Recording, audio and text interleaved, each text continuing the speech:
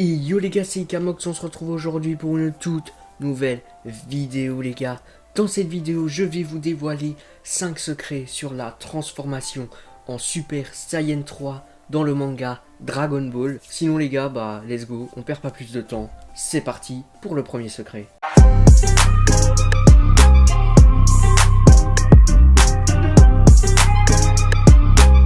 Le Super Saiyan 3 allait à l'origine présenter des queues repoussées. Les premiers croquis d'Akira Toriyama indiquent qu'à un moment donné, la transformation n'allait pas seulement mettre Goku et Gotenks en train de faire pousser une tonne de cheveux et de perdre leurs sourcils. Au contraire, les Saiyans régénéraient également leur queue perdue. Mais cela n'a pas été fait. Plus tard, ce concept sera retrouvé sous la forme du Super Saiyan 4, où les Saiyans en ont fait repousser leur queue. Bien sûr, c'était loin d'être la seule idée abandonnée concernant le Super Saiyan 3. À un moment donné, les cheveux d'un Super Saiyan 3 n'étaient pas aussi longs qu'ils le sont finalement devenus. Au lieu de cela, ils ressemblaient plus à un Super Saiyan 2.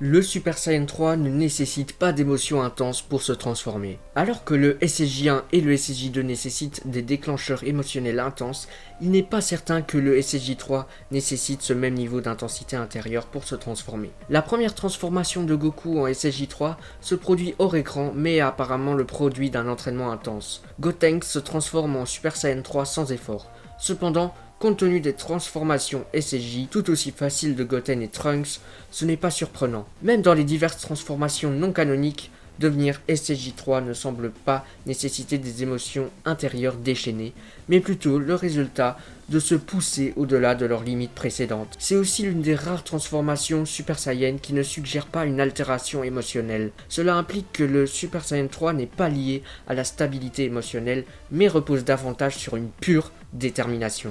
Alors que de nombreux cas de Super Saiyan non entraînés présentent les personnages en question à partir d'émotions intenses, il n'en va pas de même pour le Super Saiyan 3. En plus de cela, la forme ne semble pas affecter la personnalité ou le comportement des utilisateurs, comme les transformations précédentes, contrairement à l'agressivité de Gohan en SSJ2 ou la rage de Goku en tant que Super Saiyan. Le Super Saiyan 3, Goku et Gotenks agissent comme eux-mêmes.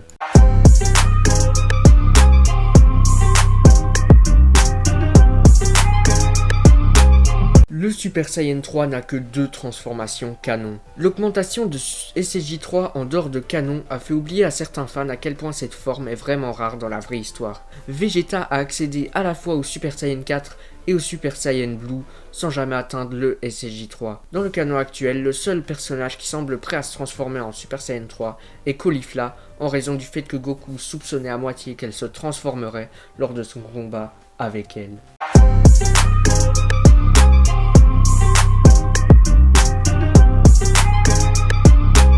Le Super Saiyan 3 pourrait vraiment tuer son utilisateur. La forme Super Saiyan 3 consomme une grande quantité d'énergie.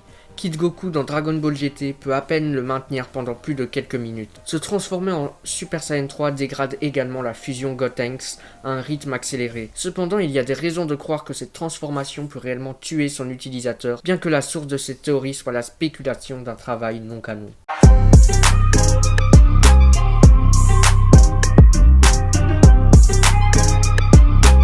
Le Super Saiyan 3 ne peut être accessible que dans des circonstances irréelles. Personne dans le canon ne s'est naturellement transformé en Super Saiyan 3.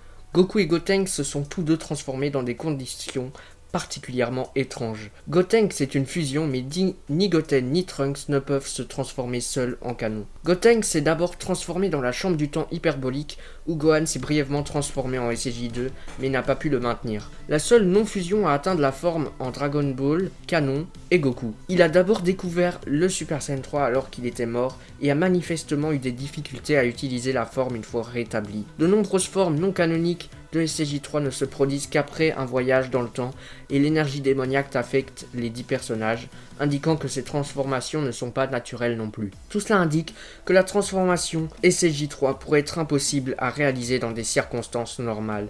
Cela peut nécessiter des Saiyans fusionnés ou d'être divorcés dans les lois normales de la réalité afin de vraiment découvrir cette forme unique. C'est certainement une preuve indiquant que la forme Super Saiyan 3 n'est pas liée aux mêmes lois que les autres transformations. Voilà les gars, en tout cas, cette vidéo touche à sa fin.